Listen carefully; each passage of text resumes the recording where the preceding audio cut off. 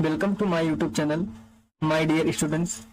आज के इस वीडियो में हम डिस्कशन करने वाले हैं ट्रिपल सी के 25 मोस्ट इंपॉर्टेंट क्वेश्चन को। यदि आप लोग ट्रिपल सी एग्जाम की तैयारी कर रहे हैं तो ये वीडियो जो है आपके लिए काफी ज्यादा हेल्पफुल रहने वाला है। तो चलिए हम वीडियो को स्टार्ट करते हैं।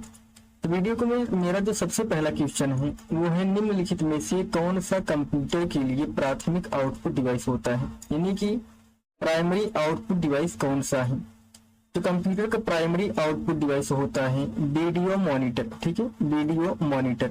वीडियो मॉनिटर को एक नाम से और जाना जाता है VDU के नाम से। ठीक है, VDU के नाम से जाना जाता है, जिसका पूरा नाम होता है विजुअल डिस्प्ले यूनिट। जो ये वीडियो मॉनिटर होता है ये आउटपुट को सॉफ्ट कॉपी के रूप में प्रेजेंट करता है। ठीक है, सॉफ्ट कॉपी के रूप में प्रेजेंट करता है। और यहाँ पे ऑप्शन में 3 और दिए गए हैं, जो कि प्रिंटर भी है। प्रिंटर भी एक प्रकार का आउटपुट डिवाइस ही है। प्रिंटर क्या है, एक प्रकार का आउटपुट डिवाइस है, लेकिन ये डेटा को हार्ड कॉपी के रूप में प्रेजेंट करता है। ठीक है, डेटा को हार्ड कॉपी के रूप में प्रेजेंट करने काम करता है। कीबोर्ड और माउस, कीबोर्ड और माउस जो है ये दोनों के दोनों एक प्रकार से इनपुट डिवाइस होती हैं। ठीक है, ये दोनों के दोनों एक प्रकार से इनपुट डिवाइस होती हैं। तो मैंने चारों ऑप्शन आपको डिस्कशन कर दिया है, यहाँ से आप समझ सकते हो कि इसका आउटपुट आंसर क्या होगा। तो इसका राइट आंसर हो जाएगा वीडियो मॉनिटर। हमारा अगला क्वेश्चन है, एक निर्देशिका के भीतर, एक निर्देशिका के भीतर एक निर्देशिका को क्या कहा जाता है, यानी कि कहने का मतलब है डायरेक्टरी विद इन डायरेक्टरी, यानी कि डायरेक्टरी के अंदर की डायरेक्टरी को क्या कहते हैं।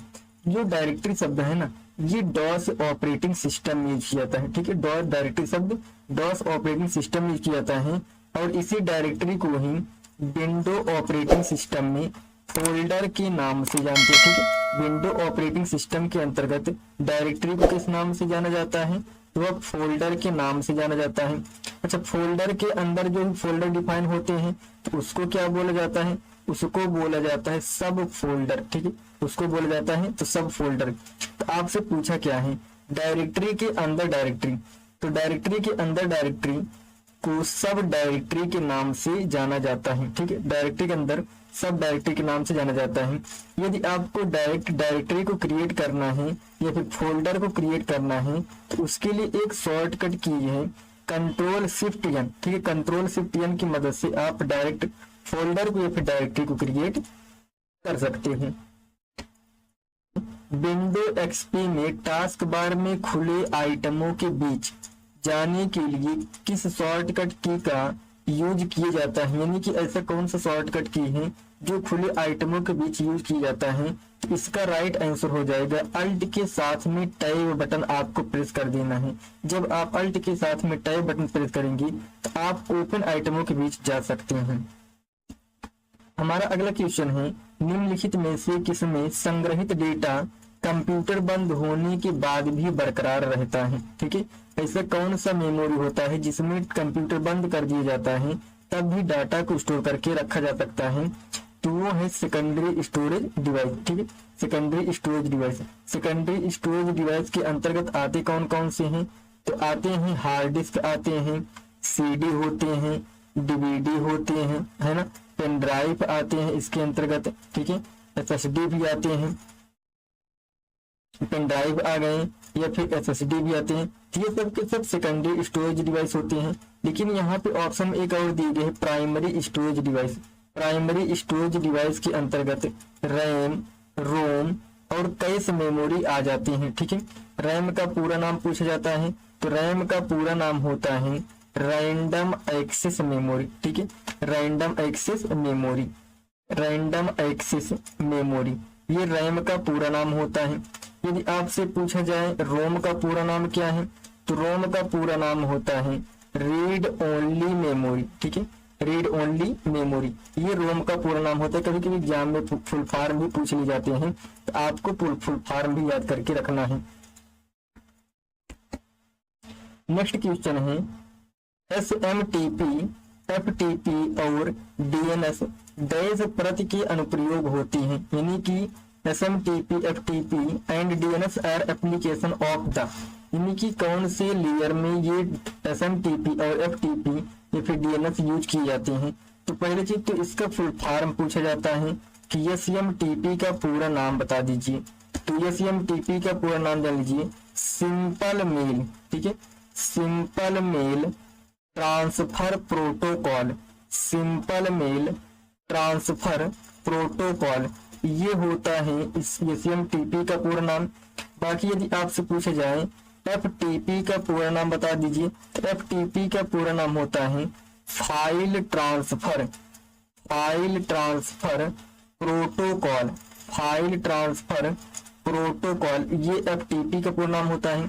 तो आपसे पूछा क्या है, पूछा ये है कि जो SMTP होता है और FTP होता है, DNS होता है, ये कौन से लेयर में उपयोग किए जाते हैं।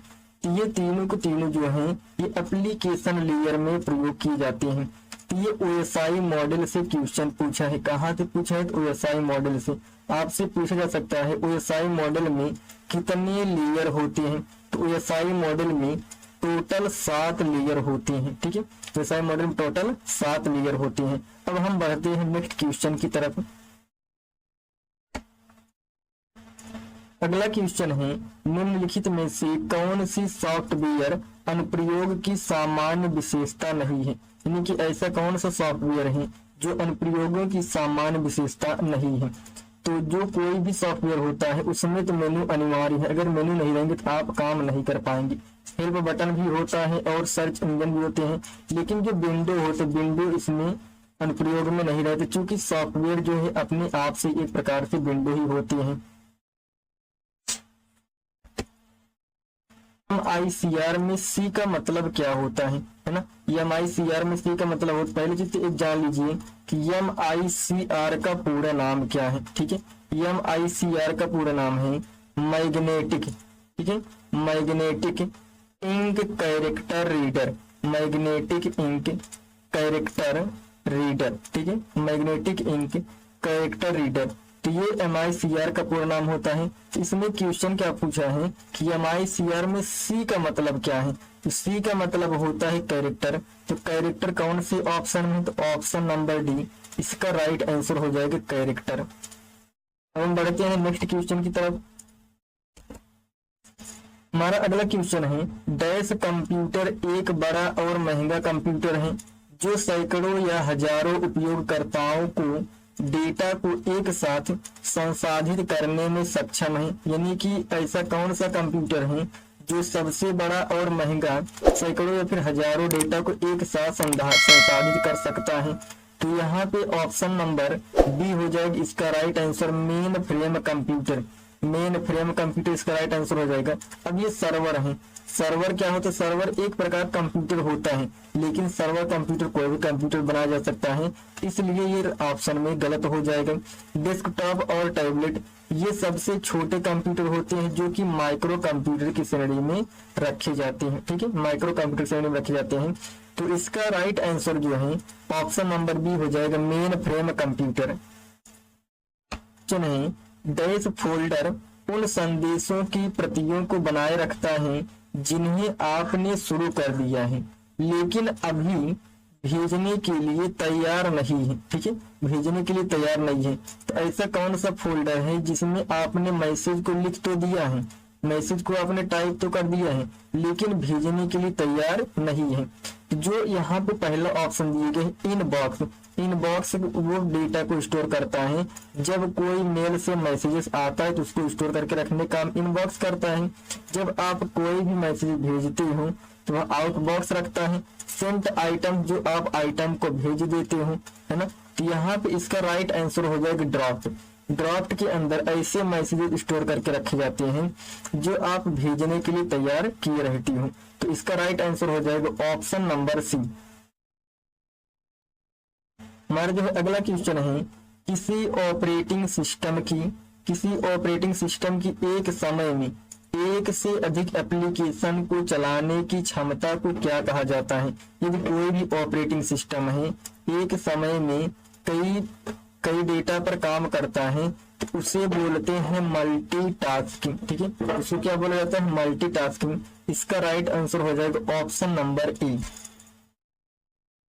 निम्नलिखित में से कौन सा गैर संख्यात्मक डेटा का उदाहरण है ना, कौन सा गैर संख्यात्मक डेटा का उदाहरण है।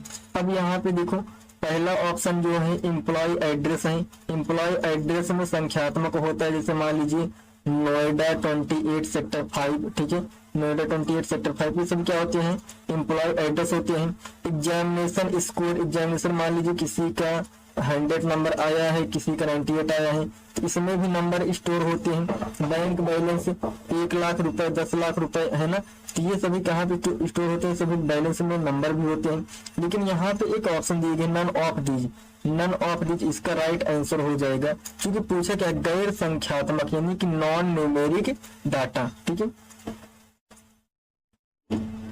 नेक्स्ट क्वेश्चन है कोडिंग प्रविष्टियां जो कंप्यूटर सिस्टम तक पहुंच प्राप्त करने के लिए उपयोग की जाती हैं उन्हें डैश कहा जाता है, ठीक है, उन्हें डैश कहा जाता है। तो ये जो है इसका राइट आंसर हो जाएगा पासवर्ड, ठीक है। पासवर्ड हर एक कंप्यूटर में लगाया जाता है और पासवर्ड के माध्यम से ही कंप्यूटर को सुरक्षित किया जाता है।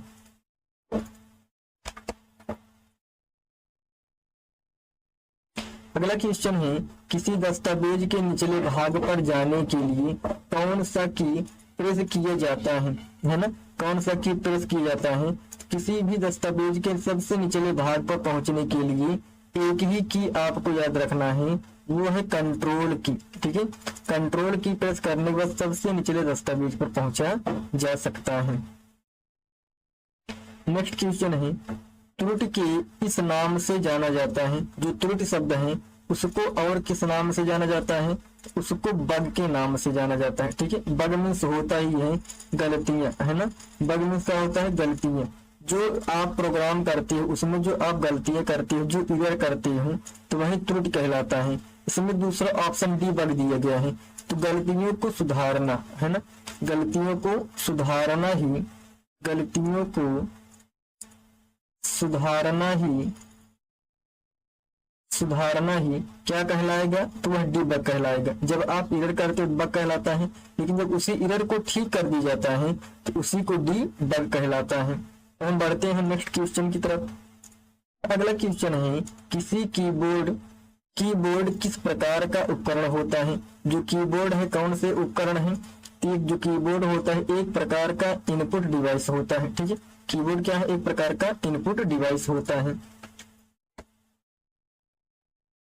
कंप्यूटर का कौन सा भाग सूचना संग्रहित करने में मदद करता है, यानी कंप्यूटर का ऐसा कौन सा भाग है जो डाटा को स्टोर करने में मदद करता है। तो आपको पता है कि ऑप्शन नंबर बी जो है ये कीबोर्ड है। कीबोर्ड तो एक प्रकार से क्या है, कीबोर्ड एक प्रकार से इनपुट डिवाइस है। मॉनिटर और प्रिंटर ये दोनों को दोनों क्या है, एक प्रकार से आउटपुट डिवाइस होते हैं।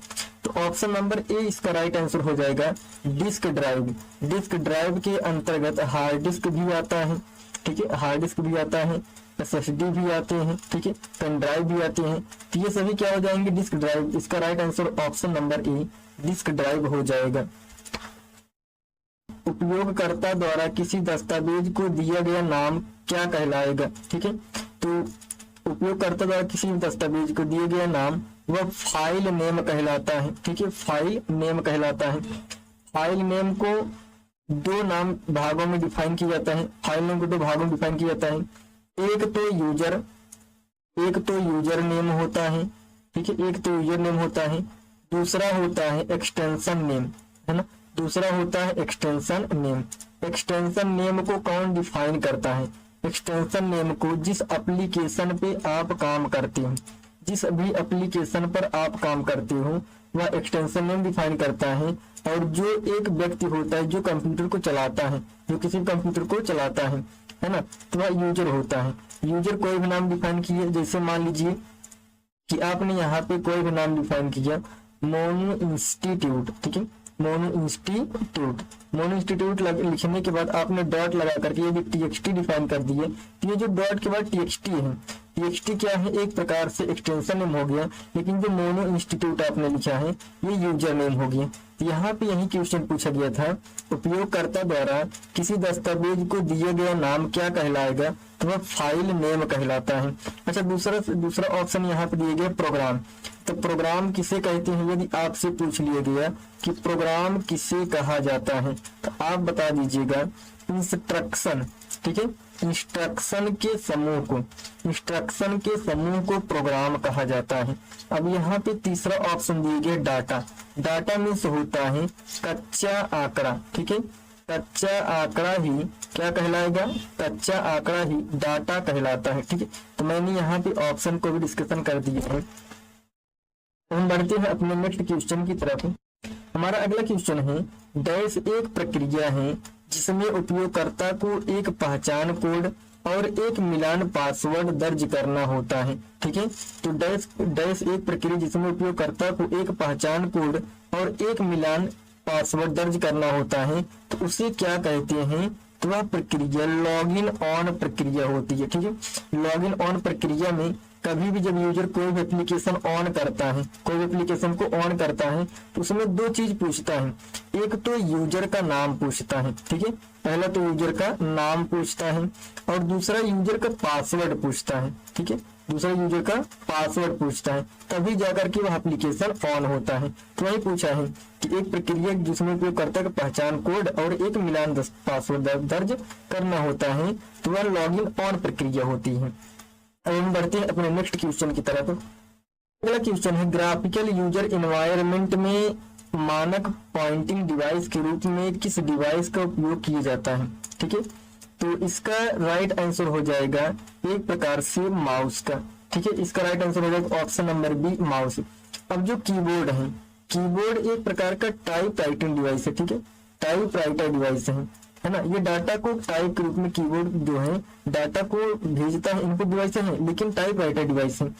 जॉयस्टिक भी आपको पॉइंटर डिवाइस है, ट्रैक बॉल भी पॉइंटर डिवाइस है, लेकिन यहाँ पे क्या पूछा है कि मानक पॉइंटिंग डिवाइस। अगर मानक की बात की जाए तो इसका right answer option number B, mouse हो जाएगा। तब उस अवस्था में जॉयस्टिक और ट्रैक बॉल ये गलत हो जाएंगी, ठीक है। यदि यहाँ पे क्वेश्चन ऐसे पूछा होता कि कौन सा पॉइंटिंग डिवाइस है, तब यहाँ पे आपको ऑप्शन में माउस और जॉयस्टिक ढूंढना समझना पड़ता कि कौन सा होता, लेकिन यहाँ पे मानक की बात किया है तो माउस हो जाएगा।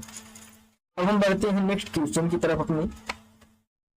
हमारा जो अगला क्वेश्चन है, एक सीपीयू में शामिल होती है, ठीक है। एक सीपीयू में क्या क्या शामिल होते हैं, तो पहले चीज तो ये जान लीजिए कि सीपीयू का पूरा नाम क्या होता है, ठीक है।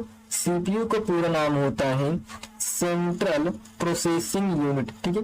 सीपीयू का पूरा नाम सेंट्रल प्रोसेसिंग यूनिट होता है, ठीक है। ये फुल फॉर्म हो गया। अब सीपीयू में क्या क्या होते हैं, कितने कंपोनेंट होते हैं, सीपीयू में ओनली 3 ही कंपोनेंट होते हैं। सबसे पहला कंपोनेंट होता है एएलयू और दूसरा कंपोनेंट होता है सीयू और तीसरा कंपोनेंट होता है एमयू। एएलयू को पूरा नाम पूछा जाए तो आप बता दीजिएगा अर्थमेटिक लॉजिक यूनिट, और सीयू को पूरा नाम कंट्रोल यूनिट, एमयू को पूरा नाम मेमोरी यूनिट होता है। तो ये आप ढूंढिए कि इस ऑप्शन में कौन से तीनों ऑप्शन मौजूद हैं।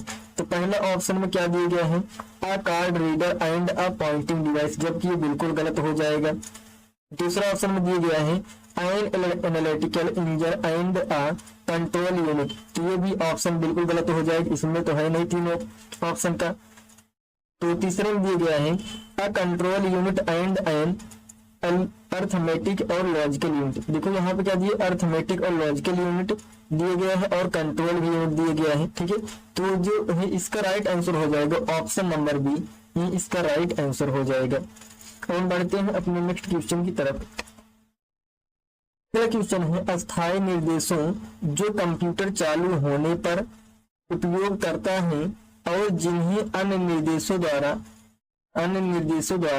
नहीं बदला जा सकता है, इसमें निहित होती है, ठीक है। तो ऐसा कौन सा डिवाइस है जिसमें किसी भी डाटा को स्टोर करके रख दिया जाता है, तो कंप्यूटर को चाहे आप ऑन करिए चाहे आप ऑफ करिए, ठीक है, तो उसमें डाटा के ऊपर कोई फर्क नहीं पड़ता है। तो यहाँ पे इसका राइट आंसर हो जाएगा ऑप्शन नंबर ए, रोम, ठीक है। तो यहाँ पे एक चीज और जान लीजिए, रोम का पूरा नाम भी पूछता है, तो रोम का पूरा नाम होता है रीड ओनली मेमोरी, ठीक है। Read only memory. रोम में कभी भी जो डेटा आप रख देते हो वह परमानेंटली स्टोर होकर के रहता है। तो इसके बाद रोम को एक नाम से और जानते हैं, ये कैसा मेमोरी है, तो ये नॉन वोलाटाइल मेमोरी होता है, ठीक है, नॉन वोलाटाइल मेमोरी होता है। तो हम बढ़ते हैं नेक्स्ट क्वेश्चन की तरफ। और .doc और .htm किसके उदाहरण हैं? तो ये तीनों के तीनों क्या है, एक प्रकार से एक्सटेंशन नियम है। ठीक है, एक प्रकार से एक्सटेंशन नियम होते हैं। मैंने बताया ना, डॉट के बाद यदि कोई भी अक्षर लिखा जाता है, जैसे यहाँ पे DOC लिख दिया गया, कुछ भी लिख दिया गया, डॉट के बाद अगर कोई अक्षर लिखा जाता है तो उसको एक्सटेंशन नाम के नाम से जाना जाता है। तो यहाँ पे ऑप्शन नंबर बी में एक्सटेंशन दिया गया है, इसलिए इसका राइट आंसर हो जाएगा ऑप्शन नंबर बी, एक्सटेंशन। अगला क्वेश्चन है, कंप्यूटरों का विशाल नेटवर्क जो दुनिया भर में लाखों लोगों को जोड़ता है वो क्या कहलाता है? ठीक है, यानी कहने का मतलब है पूरे वर्ल्ड में जो पूरे नेटवर्क को जोड़ने का काम करता है वो क्या कहलाएगा? वह एक प्रकार से इंटरनेट कहलाता है। ठीक है, इसमें ऑप्शन नंबर ए दिए गए लाइन जो है 0 से लेकर के 2 किलोमीटर या फिर 3 किलोमीटर का दायरा ही कवर करता है, जो छोटा सा नेटवर्क होता है। लाइन का पूरा नाम पूछ लिया जाए तो आप बता दीजिएगा, लोकल एरिया नेटवर्क। ठीक है, लाइन का पूरा नाम लोकल एरिया नेटवर्क होता है। ठीक है, लोकल एरिया नेटवर्क होता है। वेब जो है एक प्रकार का वेब होता है जो इंटरनेट पे होता है। हाइपर टेक्स्ट क्या है? हाइपर टेक्स्ट जो है एक किसी शब्द से क्या किए गए, कोई वेबसाइट लिंक किए गए, कोई अगर फाइल लिंक किए गए, उसी शब्द को हाइपर टेक्स्ट के नाम से जानते हैं।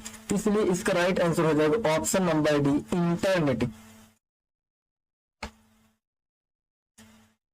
लिखित में से कौन सा फंक्शन एक्सेल में सेल की श्रेणी की औसत की गणना करता है? ठीक है, तो ऐसा कौन सा फंक्शन है जो एक्सेल में औसत मान निकालने काम करता है? तो औसत मान निकालने काम सिर्फ एक ही फंक्शन करता है एक्सेल में, उस फंक्शन का नाम है एवरेज फंक्शन।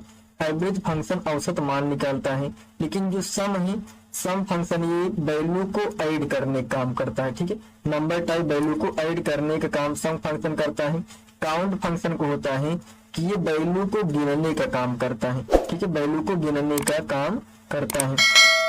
और काउंटर जो है ये वैल्यू के साथ साथ में अल्फाबेट और सिंबल को भी जोड़ने का काम करता है, गिनने का काम करता है। ठीक है, सिंबल को भी गिनने का काम करता है काउंटर। अब यहाँ पे क्या पूछे? औसत मान। तो ये चीज यहाँ पे समझ लीजिए, औसत मान निकाला कैसे जाता है? कॉपी और पेन से। इसे मान लीजिए कि एक नंबर दिए गया 10 और एक नंबर दिए गया 20, एक नंबर दिए गए हैं 30। अब यदि आपसे पूछ लीजिए कि 10, 20, 30 तीनों का औसत मान निकाल दीजिए, तो औसत मान निकालने के लिए सबसे पहला काम होता है कि जितने भी नंबर दिए गए हैं इन सभी नंबरों को आपस में आप जोड़ लीजिए। जब आपस में जोड़ेंगे तो ये नंबर क्या प्राप्त होगा? 60। तो बटे कर दीजिए। बटे में इसमें कितने नंबर दिए गए हैं? 1, 2 और 3। तो आप 3 से भाग दे दीजिए। ठीक है, 3 से जब भाग देंगे तो ये कट जाएगा, इसका आंसर क्या आ जाएगा? 20। यानी कि इन तीनों नंबर का औसत मान क्या आएगा? 20। वही निकालने के लिए इस फार्मूले में यूज किया जाता है एवरेज फार्मूला का। हम बढ़ते हैं अपने अगले क्वेश्चन की तरफ। क्वेश्चन है, डैश एकल इकाई के बारे में डेटा का एक संगठित संग्रह है। ठीक है, तो यानी कि ऐसा कौन सा इसमें डेटा है जो इकाई एकल के बारे में डेटा को स्टोर करके रखता है? तो इसका राइट आंसर हो जाएगा option number B, Microsoft Word. ठीक है, माइक्रोसॉफ्ट वर्ड। हम बढ़ते हैं अपने टेक्स्ट क्वेश्चन की तरफ। हमारा अगला जो है टेक्स्ट क्वेश्चन है, तो ये टेक्स्ट क्वेश्चन है। टेक्स्ट क्वेश्चन पूछा क्या गया? कीबोर्ड का आविष्कार किसने किया था?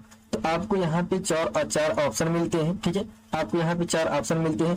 चारों ऑप्शन में से आपको कमेंट करके बताना है कि इसका राइट आंसर क्या है। ठीक है, तो इसके बारे में हम लोग नेक्स्ट वीडियो में डिस्कशन करेंगे कि इसका आंसर क्या होगा।